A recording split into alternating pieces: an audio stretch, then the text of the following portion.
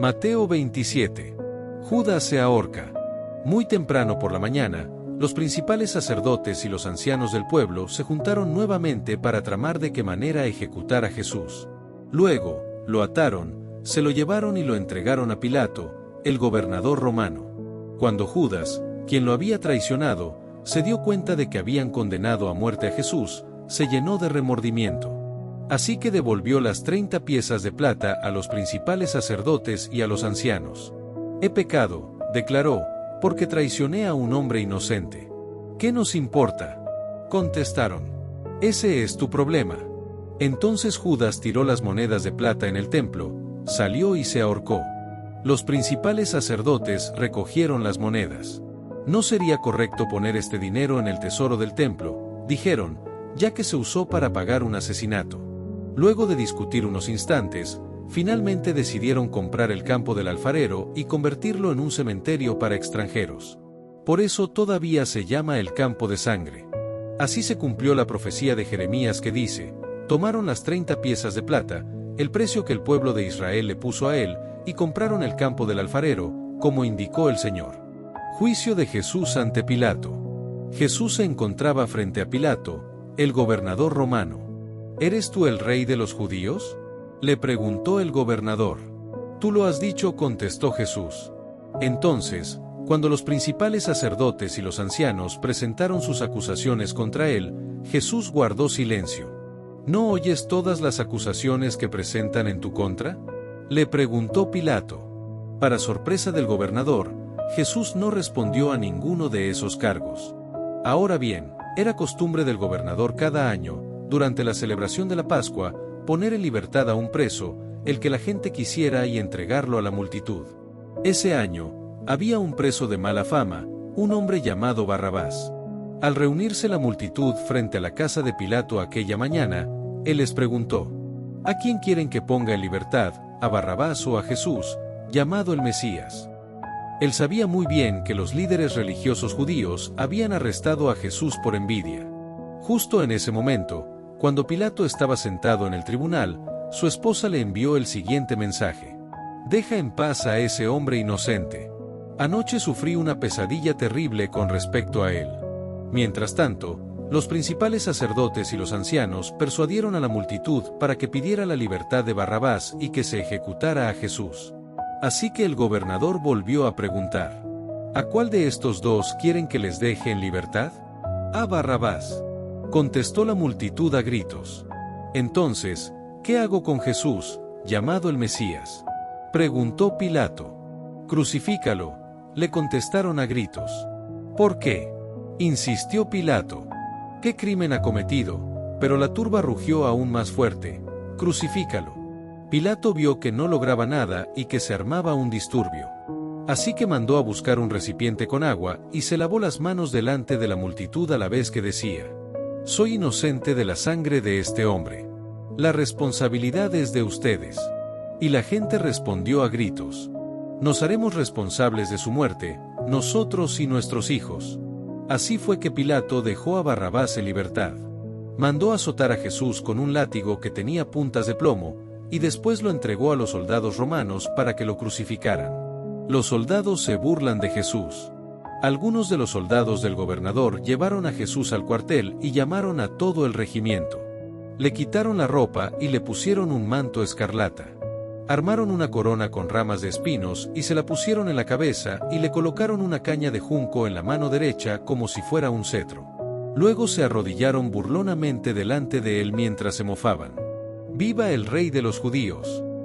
Lo escupieron, le quitaron la caña de junco y lo golpearon en la cabeza con ella.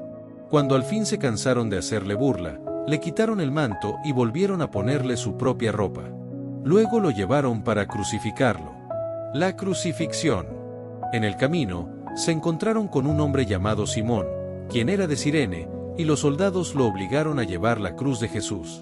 Salieron a un lugar llamado Gólgota, que significa lugar de la calavera. Los soldados le dieron a Jesús vino mezclado con hiel amarga, pero cuando la probó, se negó a beberla. Después de clavarlo en la cruz, los soldados sortearon su ropa tirando los dados. Luego se sentaron alrededor e hicieron guardia mientras él estaba colgado allí. Encima de la cabeza de Jesús, colocaron un letrero que anunciaba el cargo en su contra.